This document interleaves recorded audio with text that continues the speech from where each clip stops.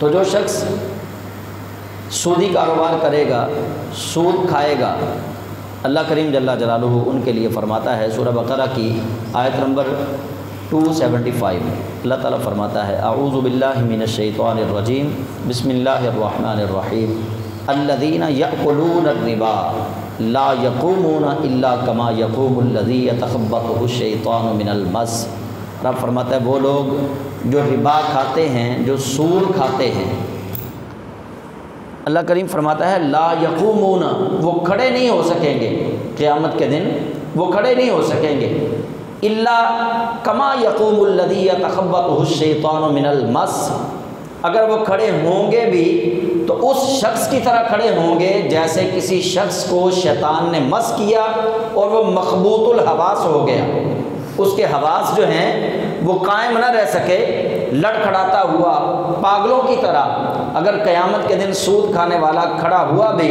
تو اللہ فرماتا ہے وہ اس طرح کھڑا ہوگا جیسے مخبوط الحواس شخص کھڑا ہے، یعنی اس کے حواس قائم نہیں رہیں گے۔ کیوں؟ اس لیے کہ وہ اللہ جل مجدہ الکریم کے ساتھ اعلان جنگ کر کے آیا ہے۔ ذالک بانہم، اس وجہ سے قالو کہ اس نے کہا تھا دنیا کے اندر انما البیع مثل الربا، کہ جو تجارت ہے یہ بھی تو سود کی طرح ہے، وہ یہ تسلی اپنے دل کو دیتا رہا کہ تجارت یہ بھی تو سود کی طرح ہے نا، کہ میں چینی کی ایک بوری لے کے آیا 2000 کی، میں نے اس کو اپنی دکان پہ سیل کیا 3000 کا، اچھا تو 1000 روپے مجھے نفع آ گیا، تو وہ یہ جھوٹی تسلی دیتا رہا کہ کوئی نہیں، وہ بھی میں نے 2000 لگایا تھا تو 1000 منافع کمایا ہے، یہ جو سودی کاروبار ہے اس میں بھی میں نے پیسے صرف کیے ہیں تو اب ان پہ مجھے منافع آ رہا ہے۔ تو اللہ کریم جل جلالہ فرماتا ہے وہ دنیا کے اندر اپنے دل کو یہ تسلی دیتا رہا انما البیع مثل الربا، کہ تجارت کی طرح ہی سودی کاروبار ہے، تو احل اللہ البیع وحرم الربا، تو رب فرماتا ہے کہ اور اللہ نے حلال کیا ہے تجارت کو اور حرام کیا ہے سود کو، چونکہ دو الگ الگ چیزیں ہیں۔ تجارت کے اندر آپ کو محنت کرنا پڑے گی، زبان کے ساتھ، دماغ کے ساتھ، اعصاب کے ساتھ، ہر طرح سے محنت کر کے وہ آپ نے تجارت میں پیسہ کمایا ہے۔ اور سودی کاروبار میں آپ کو کوئی ایسی مشقت نہیں کرنی پڑے گی، آپ نے صرف اپنا پیسہ لگایا ہے، پیسے پہ آپ اپنا نفع لے رہے ہیں۔ تو اللہ کریم جل جلالہ فرماتا ہے فمن جاءہ موعظۃ من ربہ فانتہی فلہ ما سلف، پس فمن جاءہ موعظۃ من ربہ، جس شخص کو رب کی طرف سے نصیحت پہنچ جائے، وہ سودی کاروبار کرتا ہو لیکن جب وہ قرآنی پیغام سن لے فانتہا، بس وہ رک جائے، فانتہا بس وہ انتہا کر دے، اب وہ ختم کر دے اس کو، فلہ ما سلف، اس کے لیے وہ ہو گیا جو اس نے پہلے کر لیا، جو پہلے اس نے سود لے لیا وہ اس کے لیے ہو گیا، وَأَمْرُهُ إِلَى اللَّهِ، یہ اس کا کام جو اس نے پہلے سودی کاروبار کیا ہے، وَأَمْرُهُ، اس کا وہ پہلا کام إِلَى اللَّهِ، اللہ کے سپرد ہے۔ توبہ سے پہلے، قرآن پاک کی نصیحت پہنچنے سے پہلے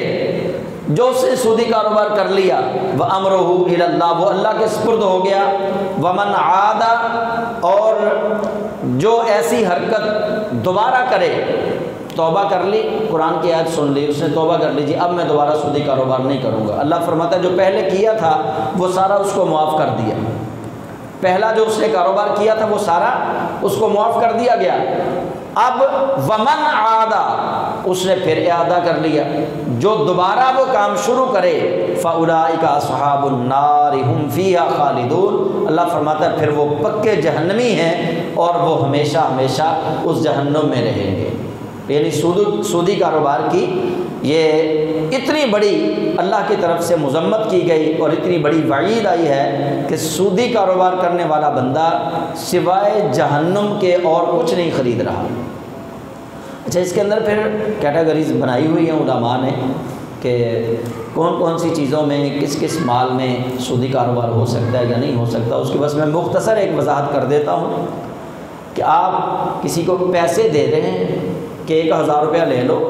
آپ نے مجھے یہ 1 مہینے کے بعد 1500 واپس کرنا ہے، یہ سود ہے۔ اگر آپ کسی کو ڈالر دے رہے ہیں اسی ضمن میں کہ یہ $100 لے لو اور اگلے مہینے آپ نے مجھے $100 ہی واپس کرنا ہے، اچھا جب اس نے قرضہ لیا تو ڈالر تھا 300 روپے کا، لیکن اب جب وہ قرضہ واپس کر رہا ہے نا ڈالر، اب ڈالر ہو گیا 350 روپے کا، تو اس نے جب ڈالر لیا تھا، میں نے جب کسی کو دیا ہے قرضہ کہ 1 مہینے بعد مجھے 100 ہی واپس کرنے ہیں، جب میں نے دیا تھا تو 300 کا، اب جب میں اس سے واپس لے رہا ہوں میں تو $100 ہی لے رہا ہوں، ڈالر کے اوپر میں نے کوئی اس سے نہیں لیا۔ ہاں البتہ ڈالر کی قیمت بڑھ گئی تو یہ قیمت کا بڑھ جانا یہ سود کے اندر شمار نہیں ہوگا، یہ سود نہیں ہے۔ جب آپ کہیں گے 100 لے لو، 100 کے بدلے میں 1200 دے دو، یا 100 کے بدلے میں 2 روپے اوپر دے دو، یا 1 روپیہ بھی مہینے کے بعد اوپر دے دو، تو یہ اس کے لیے سود ہوگا۔ اچھا پھر جنس، اس کے متعلق رسول اکرم صلی اللہ علیہ وسلم فرماتے ہیں گندم کے بدلے ڈبل گندم، جو کے بدلے ڈبل جو، کھجور کے بدلے ڈبل کھجور، نمک کے بدلے ڈبل نمک، یعنی 1 من گندم مجھے دے دو۔ ان دنوں میں چونکہ شارٹیج ہوتی ہے گندم کی تو بہت سارے لوگ پھر ایسے سودے مار لیتے ہیں ان دنوں میں آ کے، جب گندم کی کٹائی قریب ہوتی ہے، کئی گھروں میں گندم ختم ہو جاتی ہے تو کہتے ہیں اچھا یار اب 1.5 من دے دو، تو کٹائی کر کے مجھ سے 2 من لے لینا، یہ سود ہے۔ کھجور کا بھی ایسے ہی ہے کہ کھجور 1 من لے لو، جب کھجور میری پک جائے گی تو مجھ سے 2 من لے لینا، یہ بھی سود ہے۔ نمک کا بھی ایسے ہی ہے کہ 1 نمک کی تھیلی مجھے دے دو یا مجھ سے لے لو، دونوں طرف ہی۔ تو جب ڈبل آپ نے جنس کے بدلے میں وہی جنس خریدنی ہے نا، پھر سود ہے۔ اچھا میں کہتا ہوں کہ بھائی ایسا کریں، مجھ سے 5000 روپیہ لے لیں اور آپ مجھے اگلے مہینے، اچھا گندم کا ریٹ گورنمنٹ نے نکالا ہے 4000 روپے، اچھا میں کوئی شخص آیا وہ کہنے لگا جی مجھے پیسوں کی ضرورت ہے، تو آپ ایسا کریں کہ مجھے 3500 کے حساب سے میں آپ کو گندم دے دوں گا، آپ مجھے پیسے مجھے چاہیے، آپ مجھے ایڈوانس میں پیسے دے دیں، 3500 روپے کے حساب سے میں آپ کو گندم دے دوں گا۔ یہ چونکہ جنس کے بدلے جنس نہیں ہے، یعنی گندم کے بدلے گندم نہیں، تو یہ جائز ہے، کیونکہ 3500 روپے ادھر پیسے ہیں، دوسری طرف گندم ہے، یہ چونکہ جنس ایک نہیں، اگر پیسوں کے بدلے میں ڈبل پیسے مانگتا یا گندم کے بدلے میں ڈبل گندم مانگتا پھر سود ہونا تھا۔ اب سود اس لیے نہیں ہے کہ وہ اپنی جو اس کی گندم ہے ابھی آنے والی ہے، پتہ نہیں وہ اعلیٰ قسم کی ہوگی یا وہ ادنا قسم کی ہوگی، اس کا دانہ موٹا ہوگا یا باریک ہوگا، کیونکہ یہ بھی اثر پڑتا ہے۔ تو اس نے پہلے سے یہ طے کر لیا کہ جب میری گندم کی کٹائی ہو جائے گی آپ مجھے 3500 روپے من کے حساب سے پیسے دے دیں، جب میری گندم آئے گی تو اسی حساب سے آپ کو میں گندم دے دوں گا، یہ سود نہیں ہے، چونکہ یہ جنس کے بدلے میں جنس نہیں ہے۔ اگر پیسوں کے ساتھ پیسوں کا متبادل ہوتا ڈبل میں پھر سود تھا، گندم کے بدلے میں گندم ڈبل ہوتی پھر سود تھا۔ تو بس یہ چھوٹا سا ایک نقطہ ذہن میں رکھ لیں۔ اچھا جی، اگلا اللہ کریم جل جلالہ فرماتا ہے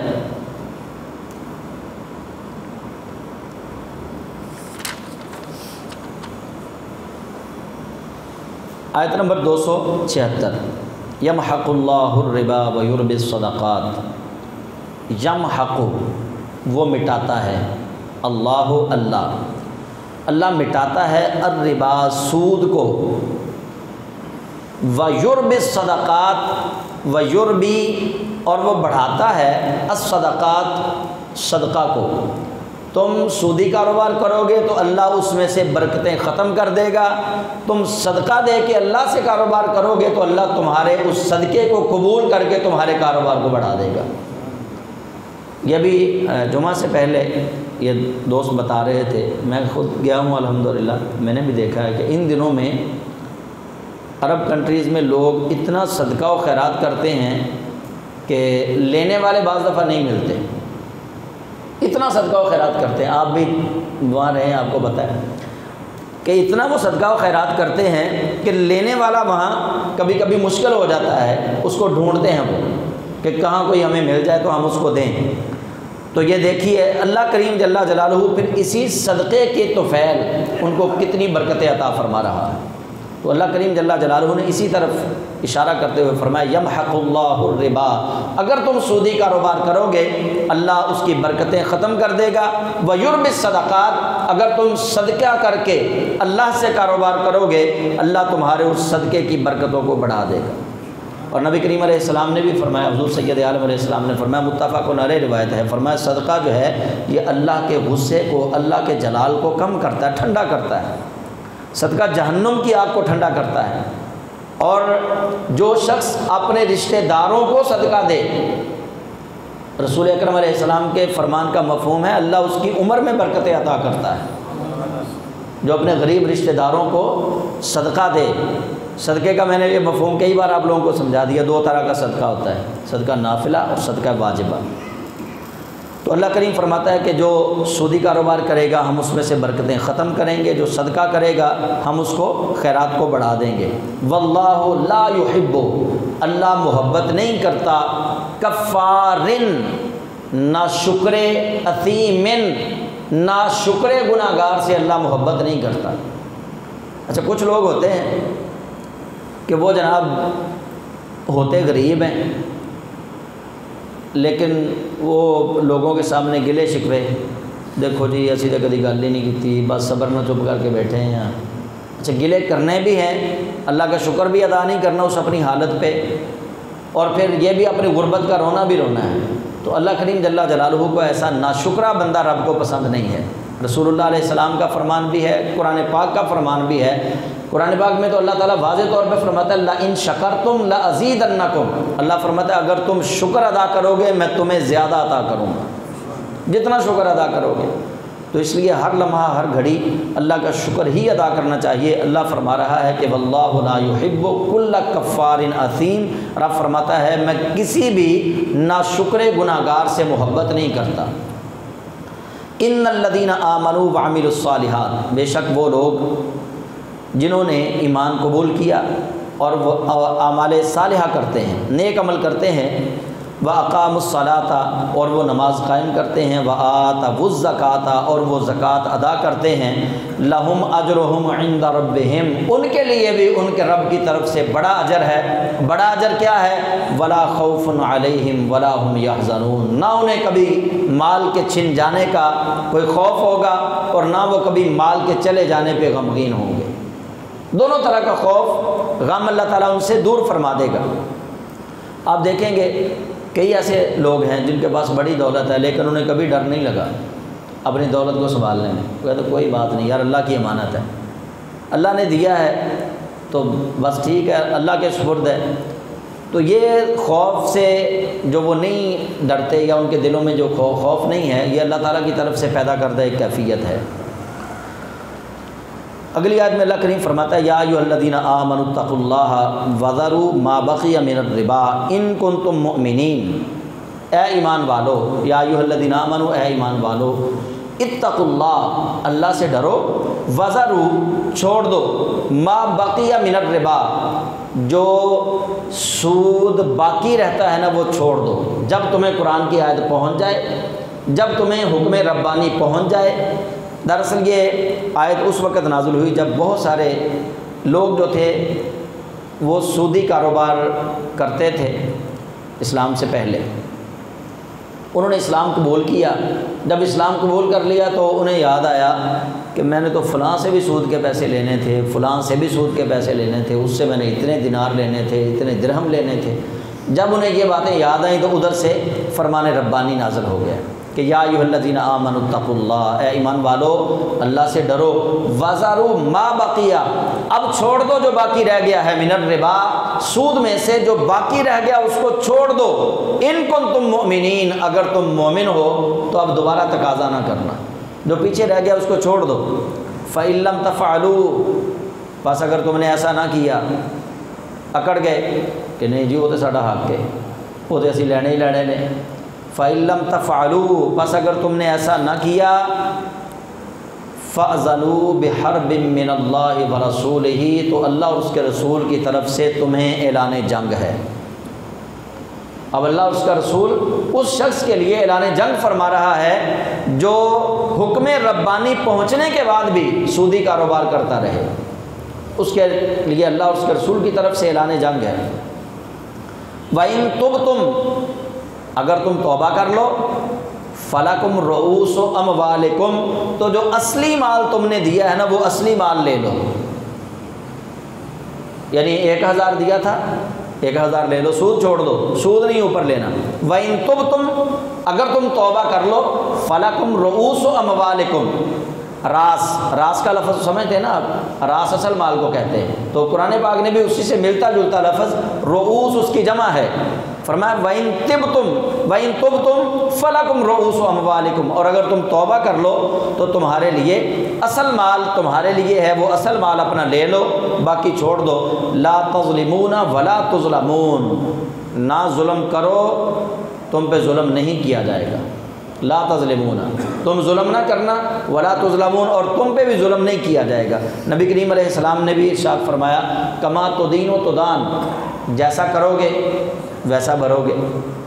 جو جیسا کرے گا وہ ویسا ہی بھرے گا۔ تو قرآن پاک بھی وہی کہہ رہا ہے لا تظلمون،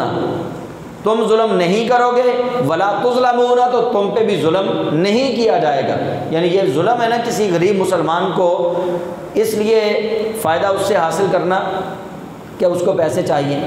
اسے کہنا کہ لے لو اپنی غرض پوری کر لو، لیکن اس کے بدلے میں مجھے یہ فائدہ دے دو۔ حضرت امام اعظم ابو حنیفہ رحمۃ اللہ علیہ، آپ نے ایک شخص سے قرضہ لینا تھا، تو آپ گئے تو آپ اس کے گھر سے دروازے پہ دستک دی، تو باہر گلی میں اس جگہ آ کے کھڑے ہو گئے جس جگہ دھوپ تھی، دھوپ میں آ کے کھڑے ہو گئے۔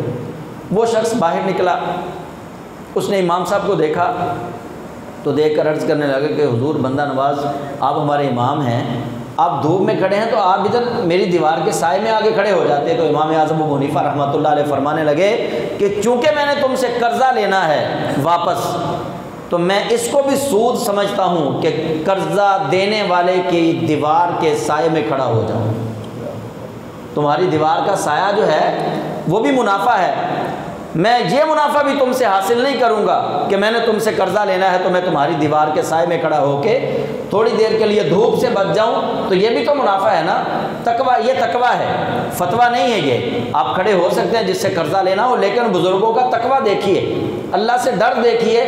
اس حد تک وہ اللہ سے ڈرتے تھے کہ جس سے قرضہ لینا ہوتا تھا اس کی دیوار کے سائے میں بھی نہیں کھڑے ہوتے تھے کہ کہیں یہ بھی اللہ کی طرف سے ہماری پکڑ کا سبب نہ بن جائے۔ ہم تو توجہ ہی نہیں کرتے اس طرف۔